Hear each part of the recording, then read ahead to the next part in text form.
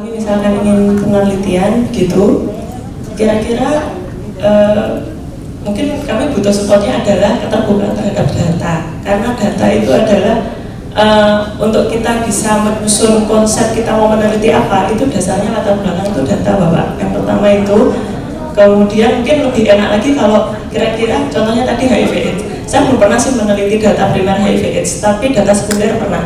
Data analisis dan itu dari 15 negara. Jadi sampelnya itu dari jurnal meta analisis itu. Modal sosial itu berpengaruh terhadap upaya pencegahan memang.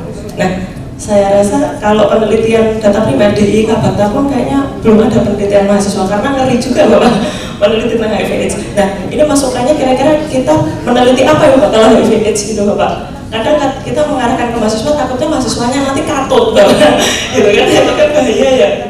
Ini kayaknya terkait dengan HIV ya, karena kalau mungkin ada yang beranggapan data HIV nggak bisa keluar dan sebagainya. Kami ini prinsipnya kalau HIV ini ya prinsipnya tidak mengeluarkan identitas. Kalau data terlalu jumlahnya terkait silakan jenis kelamin dan apa-apa perilaku apa, tapi yang penting tidak mengeluarkan, tidak berani mengeluarkan nama identitas. Karena saya sendiri terus terang saya sendiri itu tidak pernah tanya si A si B untuk penderitanya, karena takutnya saya keceplosan ngomong. Ya, sebenarnya saya tidak tahu, yang penting saya tahu datanya. Karena sudah kode etik ya, tidak boleh mengungkapkan nama penderita. Karena masih hari ini stigma masih tinggi, diskriminasi stigma masih tinggi. Khawatirnya apa kalau nanti sampai dia dibuka statusnya, kemudian ada orang-orang yang tahu keberadaan mereka bisa tidak nyaman.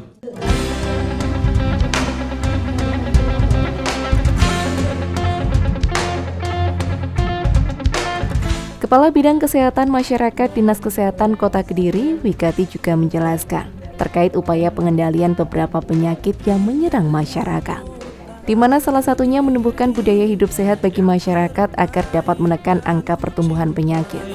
Satukan semangat pemuda, bebaskan dari narkoba. Yo ayo majulah kota.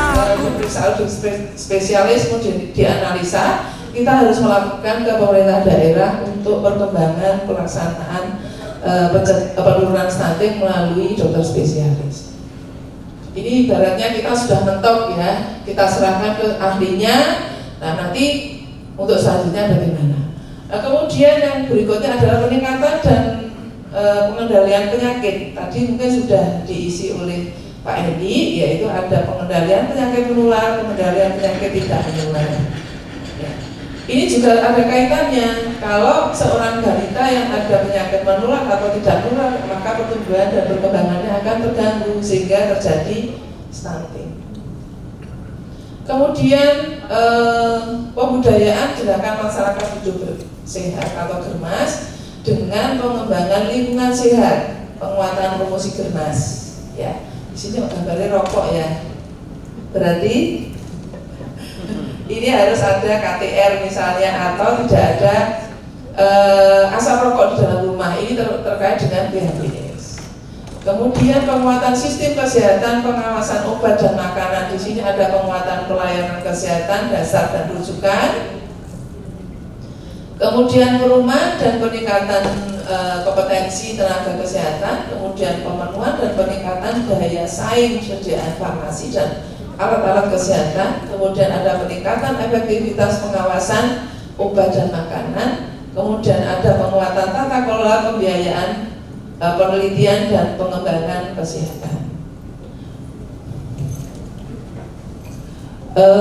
Ini untuk pembudayaan gerakan masyarakat hidup sehat atau Germas ini yang terutama ya, ini yang agak sulit ya di sini.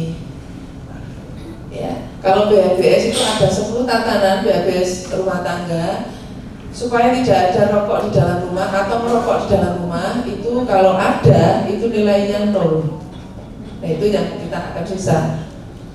Nah, Bapak Ibu, kemudian ada kebijakan dari rencana kegiatan pemerintah di tahun 2023. Arah kebijakannya ada beberapa, diantaranya yaitu penunjukan kesehatan ibu dan anak dan KP tadi ya.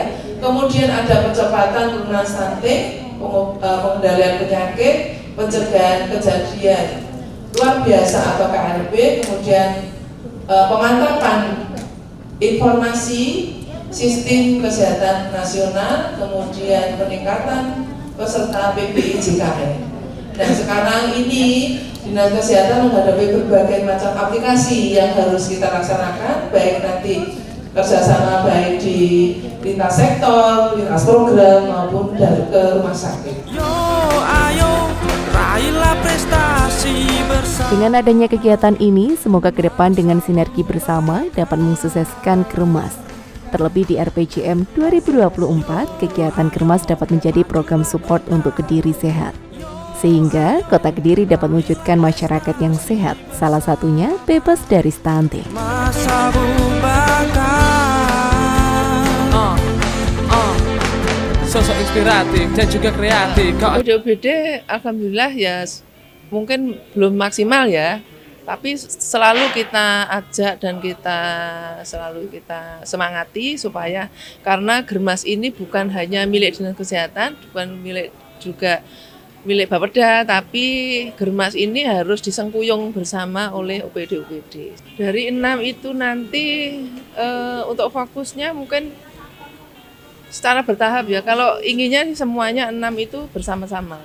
Bersama-sama ya saja nanti dari kegiatan lain seperti dari kegiatan Dinas Kesehatan itu sangat mendukung. Jadi nanti ada kegiatan-kegiatan program lain yang mendukung kegiatan 6 tadi.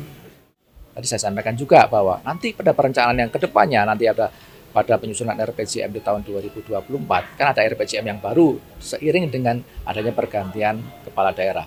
Kita berharap bahwa kegiatan-kegiatan Germas ini juga dimasukkan dalam perencanaan pembangunan secara 5 tahun yang nantinya bisa di breakdown menjadi perencanaan tiap tahun di masing-masing OPD. Sehingga OPD itu sudah siap ketika ada program Germas dengan program-program yang ada di OPD-nya masing-masing. Jadi semua support. Jadi saya katakan Bu Wigati dari Dinas Kesehatan menyampaikan bahwa Germas salah satu support untuk mencapai Kota Kediri sehat. Nah, harapannya kalau semua itu support, semua hal tidak akan sulit dilakukan.